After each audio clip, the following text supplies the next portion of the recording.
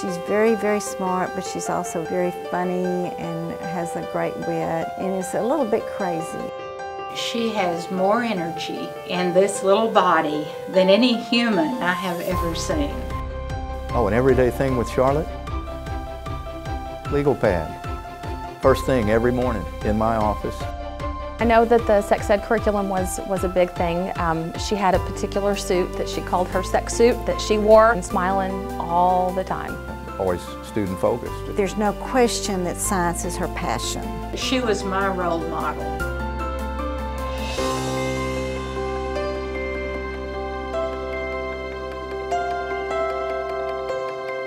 I know that I did not do this by myself. It's an humbling experience to have your name put on a building.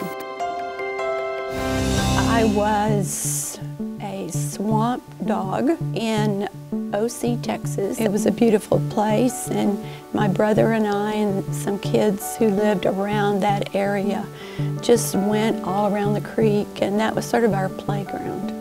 I found myself the valedictorian of Crawford High School.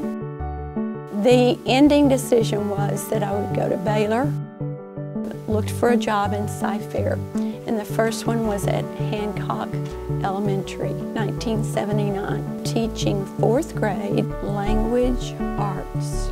I taught language arts and math at Adam, and probably while I was still at Adam, I was teaching science. It was a large group. One of the little boys, he brought a long board in. You could do like a pulley, you know, and you could show the physical machine type things. And I thought, you know, this kid was interested. I don't know how he got the board to school. You know, these kids can relate this to what their daily lives are. Has a wonderful reputation for parents and kids wanting their children when she was in the classroom to be in her classroom, because even if you don't like science, if you're around Charlotte for very long, you're going to.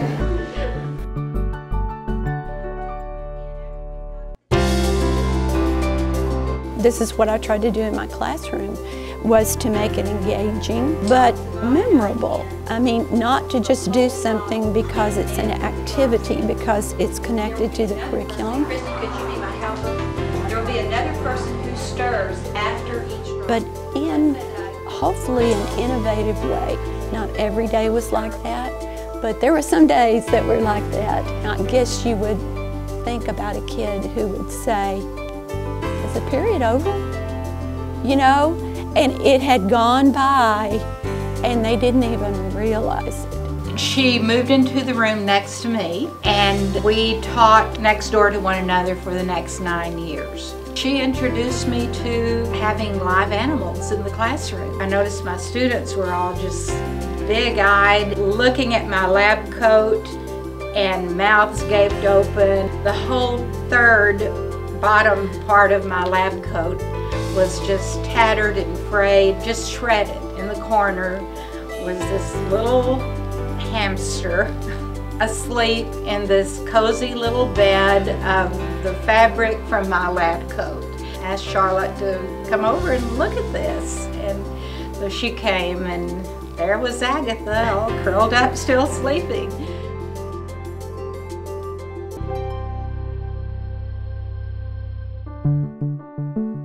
You think, I'm doing this, but could I make a difference in a larger scope? I became a director of instruction at Dean. With the director of instruction at Dean, I was also health coordinator, and I was also doing some of the science. It was a really big change all the way around. I miss teaching, but that change made me see the world differently. I met Charlotte 21 years ago. I was an incoming principal, and the first person I met was Charlotte. She alleviated my fears. I knew right away that this was a person that knew what she was talking about, but that she was going to be a lot of fun as well. and very knowledgeable. We've done numerous things to embarrass ourselves in each classroom to pump up student interest. In other words, skits and songs and things like that, bets, eat a worm, anything that you can imagine like that. When I left Dean, we were recognized. I mean, that is like winning the Super Bowl. I guess my nickname for Charlotte, and I think I've told her this before, is the hummingbird, because she's always moving. And one thing I'd like to say about ISC, it was so quiet compared to Dean. But that was different because you're thinking about science for the whole district. You're thinking for language arts for the whole district. Every content area, middle school for the whole district. She certainly made sure that the teachers kept up to speed, made sure that really we were making our curriculum drive activities in the classroom that would make kids be successful. I was fortunate to teach sex ed before I went into administration. She was known in our district as the sex queen. She would introduce herself as, "I'm the Cypher sex queen." I was on a team that helped write some of the lessons or rewrite some of the lessons. She had a particular suit that she called her sex suit that she wore. And you knew when she had on the Navy suit that she was going to talk to parents or staff about the sex education program. And I think that was one of her gifts, is being able to professionally work with parents, calm them down, but still meet the criteria of what we wanted our human reproduction unit to be.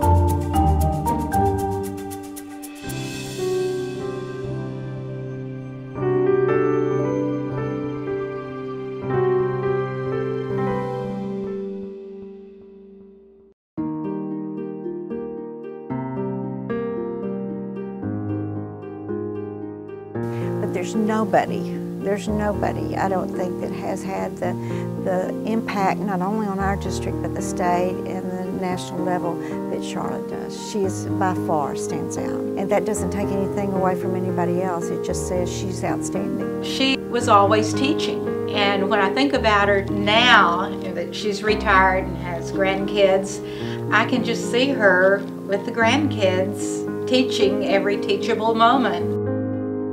Just made an impact in elementary and junior high and high school kids over her whole career, being a fabulous science teacher, and then becoming that leader of the secondary science curriculum. She just made a huge impact. She drove curriculum, she mentored teachers. I think that she just really made a huge impact on where Cy-Fair is. Part of it's because of Charlotte.